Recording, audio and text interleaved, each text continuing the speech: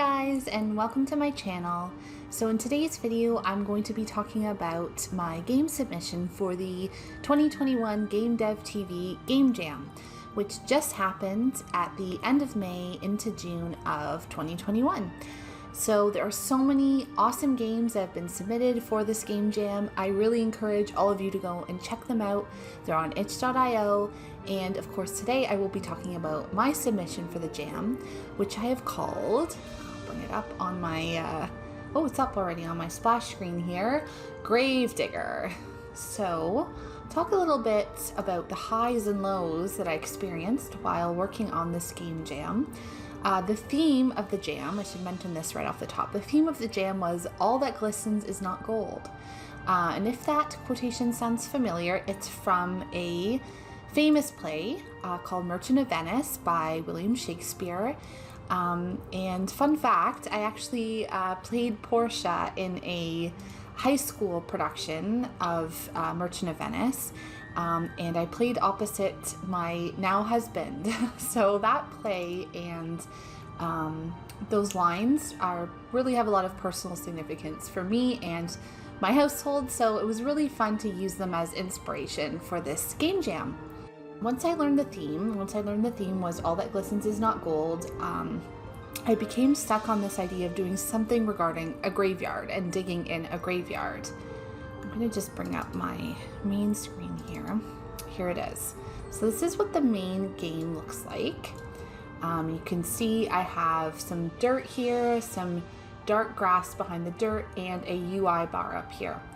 So I've been thinking for a while about doing a concentration style of game, you know, like your classic concentration where you have cards and you flip them over and you make matches to win.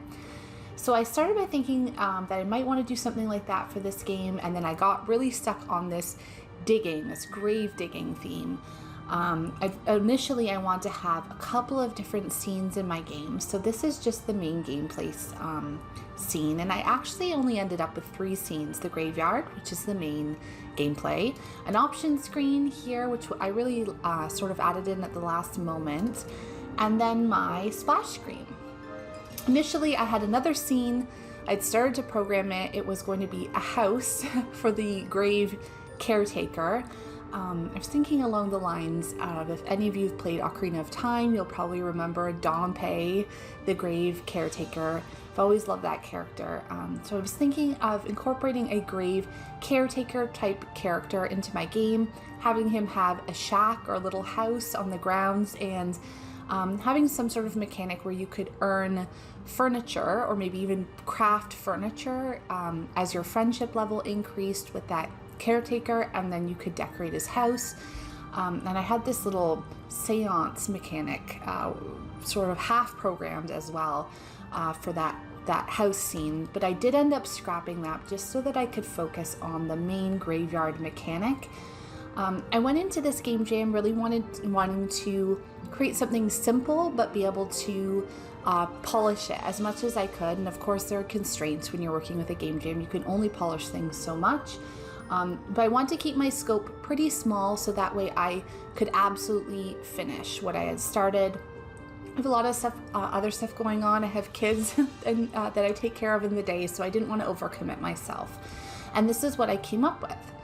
So the main mechanic here, let me just see here, I've got my canvas. Inside my canvas I have my ground, and then I have my dirt background, and I should just bring up the scene view here, which I believe is really zoomed out,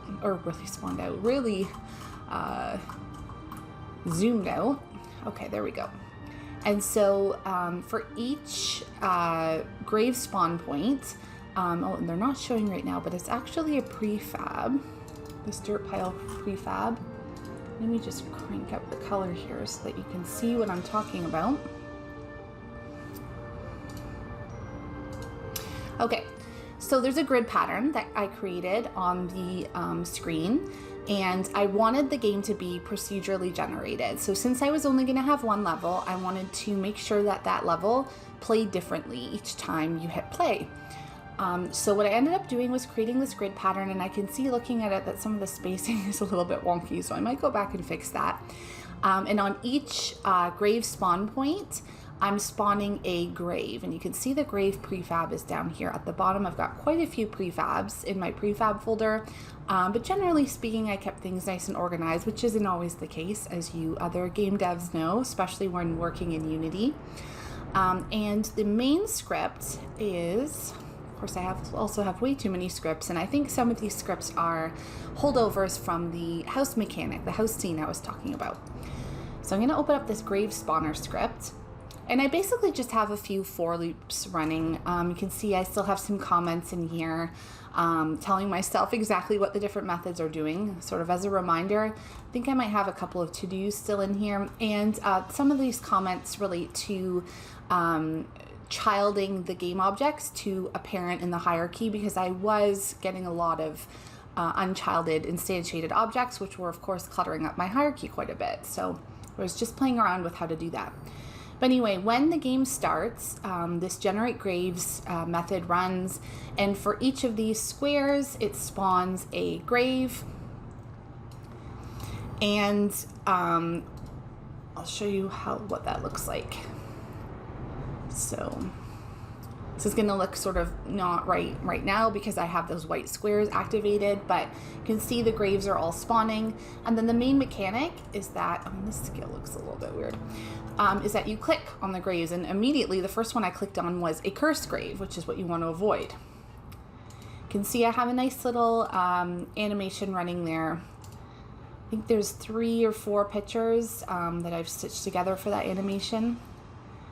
Okay.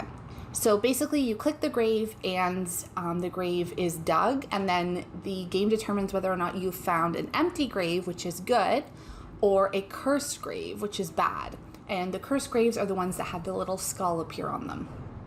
So back to my code, in order to determine which of the graves are good and which ones are bad, what I actually ended up doing was instantiating a little prefab here. So I'm calling, this is a little bit confusing, and I probably would want to make this clear so that someone else could read my code, but I'm calling the graves that are cursed junk graves because they have the icky bad stuff in them, and then calling the empty graves, which are the good graves that you want to find in order to win the game, the treasure graves. And so what ends up happening, this is a bit of a cheat how I've done this, but in play mode, I'm going to pause the game so the timer doesn't run out on me. In play mode, for each of the dirt piles has a grave on it.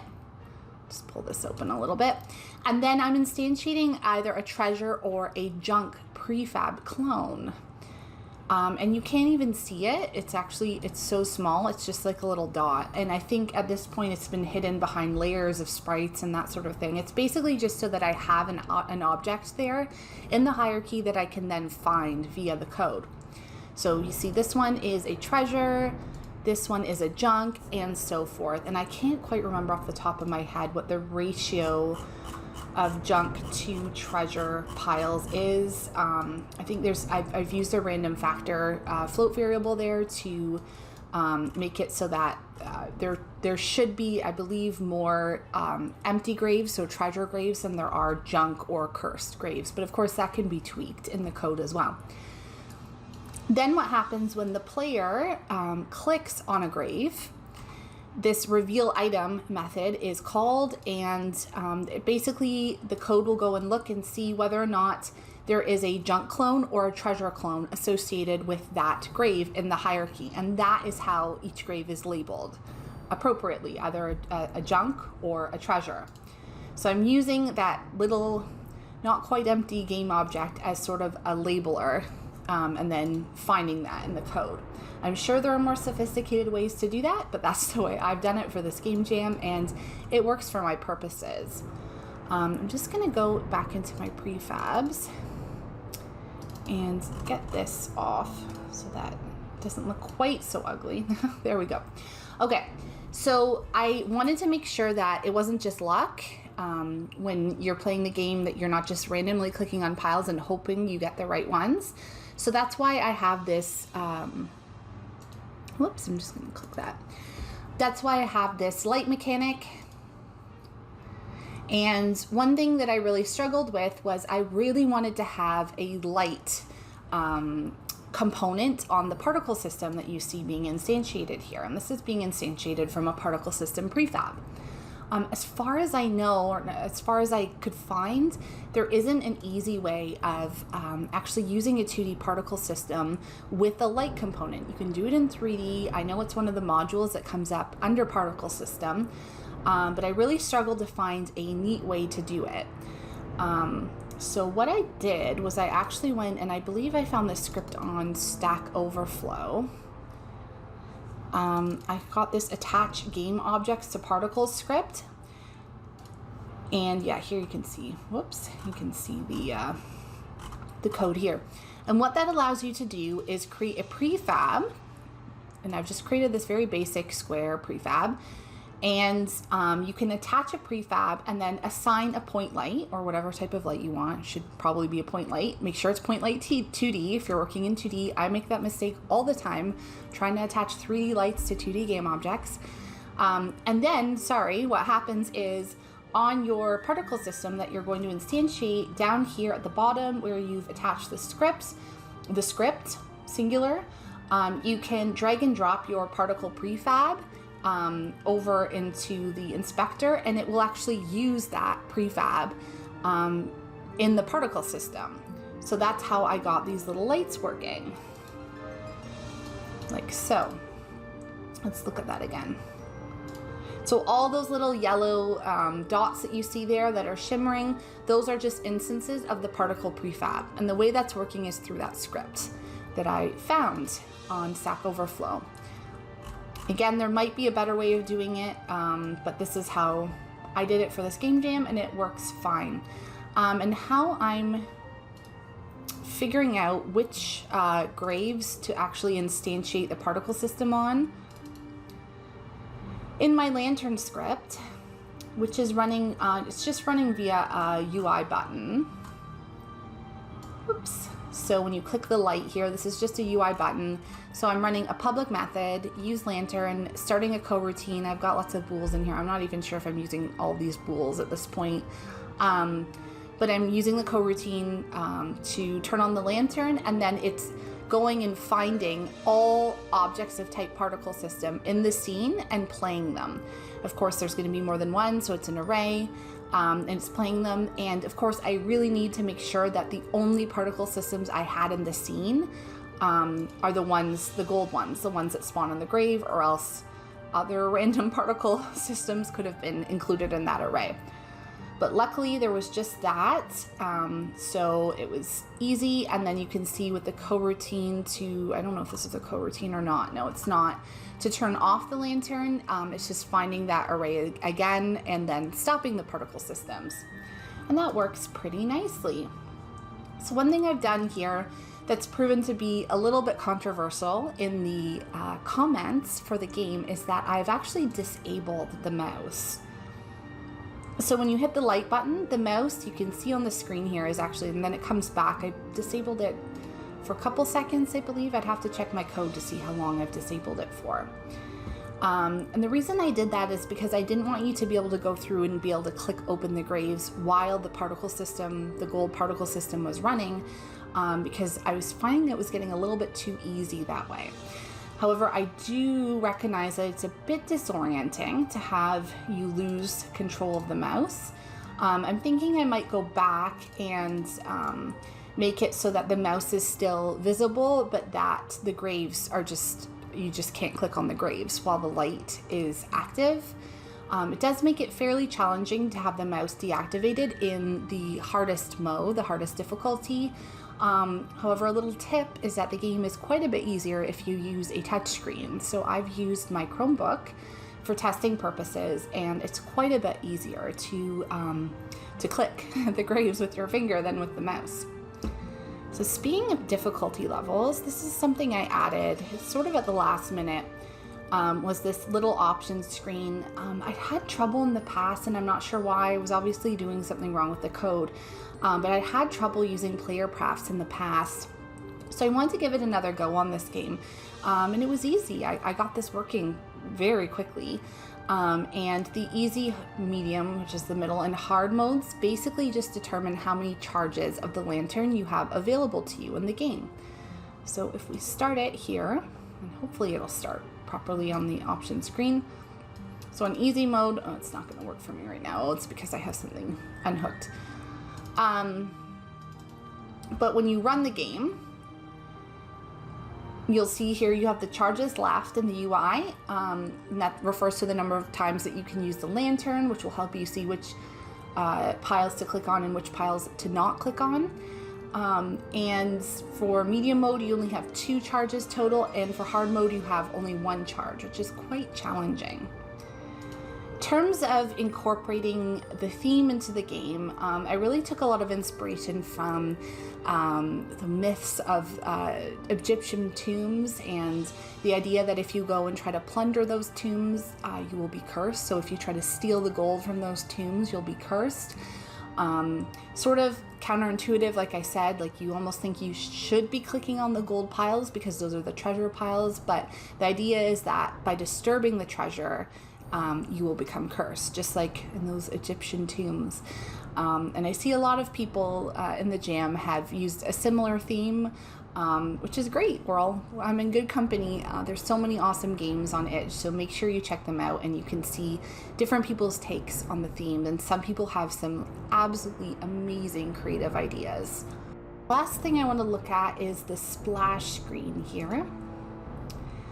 And I think I mentioned that I'm using the universal pipeline, and I am using just a small global volume here with oh no, there's just one post-processing effect. I have the bloom effect on, which you can see a little bit here with the lantern. I'd really envision like a very dark screen for the splash screen, and then it being illuminated slowly over time by this lantern.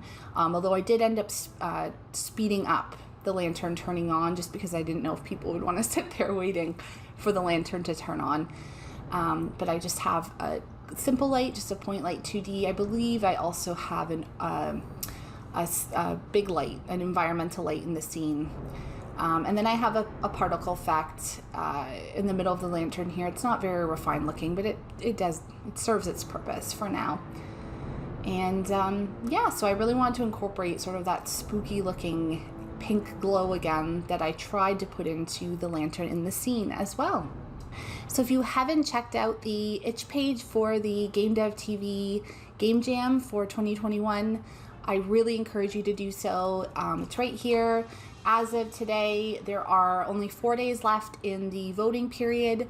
Unfortunately, you cannot vote unless you've submitted a game, but you definitely can go through the submissions and give some feedback. I know us developers really love feedback. Any feedback, good or bad, really helps us. So definitely drop some comments on the game pages. There's lots of really awesome conversations going on about things that could be improved, things people enjoyed. Lots of activity going on the Facebook page as well, associated with the Game Dev TV courses, which is awesome to see. And yeah, I really encourage you to go out and show these games some love, because I know we all worked really hard on them. Okay, so that's going to be it for me today. Thank you for watching my mini devlog for my Game Jam submission, Gravedigger.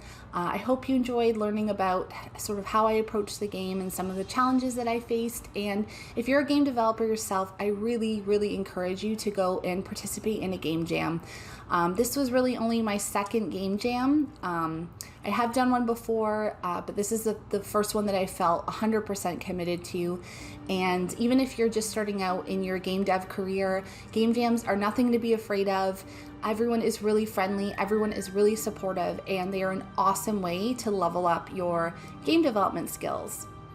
Thanks for watching, guys, and I will see you in the next video.